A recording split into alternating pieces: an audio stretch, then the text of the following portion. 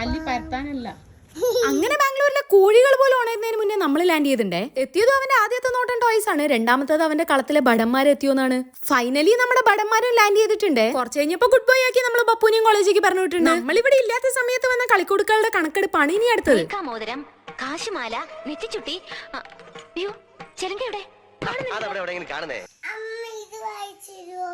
അപ്പൊ ഇന്നത്തെ ക്രാഫ്റ്റിന് നമുക്ക് വീണ്ടും നമ്മുടെ അമ്മായിന്റെ ഒരു റിക്വസ്റ്റും കൂടെ വന്നിട്ടുണ്ട്. അമ്മായിനെ ഭീഷണിപ്പെടുത്തി ഡെയിലി ഓരോ റിക്വസ്റ്റ് ഇടിക്കാൻ നിങ്ങൾക്ക് തോന്നിയിട്ടുണ്ടെങ്കിൽ അത് നിങ്ങളുടെ വെറും തോന്നലാന്ന് ഞാൻ ഒരിക്കലും പറയില്ല.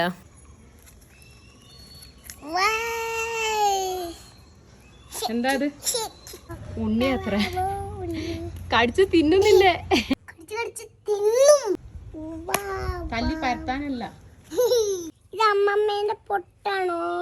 ചിക്കൻ ആക്കണം. എന്നിട്ടോ തിന്നണോ? ഇതിനെ ചിക്കനാക്കി തിന്നണോ? ഇത് പൊരിക്കണം. ഫോറസ്റ്റുകാർ അറസ്റ്റ് ചെയ്ത് കൊണ്ടുപോകും. ഇല്ല, ഇതിന്റെ പുലി. എടാ ഇത് മറുകാണോ എന്നാണ് ചോദിക്കേണ്ടത്. എടാ ഇത് മറുകാണോ?